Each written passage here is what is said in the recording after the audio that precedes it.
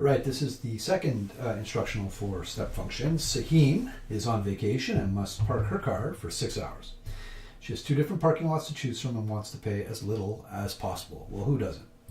Parking lot A is based on this step function shown by this graph, and so that's pretty easy to work with. We can figure out what it's going to cost her to park for those 6 hours from this graph. And then parking lot B, we've got a little work to do. They give us some words to structure the pricing rather than the picture. You're going to notice with step functions, whenever you get that graph, it's going to make your life a lot easier. But we'll have to figure out a different way of representing it for parking lot B. But for parking lot A, we're just going to do a strict reading of the graph. So we're going to find out what is Sahim going to pay for 6 hours of parking. Well, we're going to come over here. So it looks like we're going up by half hour. So half hour 1 would be here, 1.5, 2, up to where we're looking at 6. So if she's parking for 6 hours, we're going to have to find this corresponding cost from the y-axis. So we're going to come up this line here, going all the way up. Now, you can see that the first step that gets crossed here where the y6 is this step right here. But we're going to ignore that. And the reason we're going to ignore that is you can tell that this is not shaded in. This is an exclusive point. Means this particular price runs right up to but not counting that point where the x is 6. As soon as the x is 6, you jump to the next step. Remember, you always want the shaded one.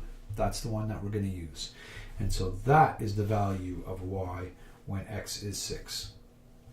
Which when we come over here onto the graph is right here. So 50, 60, 70, 80, since we're going up by tens there. And so the answer for parking lot A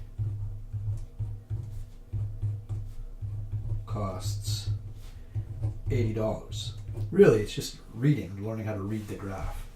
B is going to take a little bit of energy on our part. So the way it works for B is $35 for the first hour and a half, and then $12 for each additional hour or part thereof. So that means the second you even if you use 1 minute of the next half hour, you're paying for the whole half hour.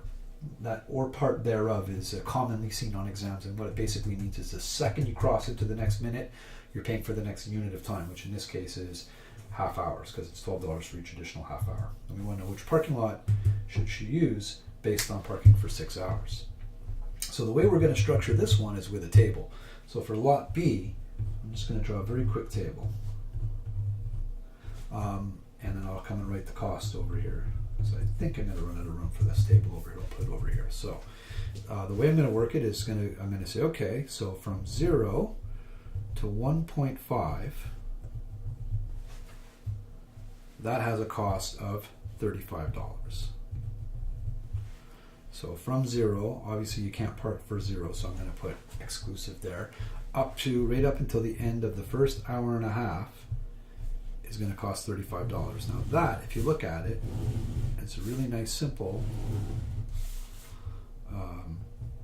x, y table using interval notation. So from 0 to 1.5, I pay $35. Then it's going to go like this. From 1.5 to 2 hours will be the next unit. That's going to be $12 more. So that's going to be, plus 12 is $47. And how's it going to work? Well, it's going to count from that first, not counting the 1.5, up to including the whole of the second half hour, or into 2 hours. And the pattern is going to repeat. Okay, so from 2 to 2.5, and then from 2.5 to 3, and then from 3.5 to 4. And how far am I going here? From 4 to 4.5,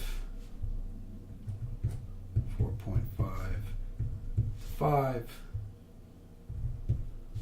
5 to 5.5, 5.5 to 6. We'll see if that's far enough.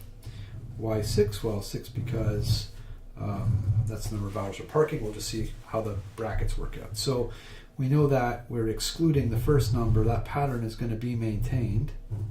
Sorry, my pen is a little wonky here. that pattern is being maintained for each of the intervals in our table.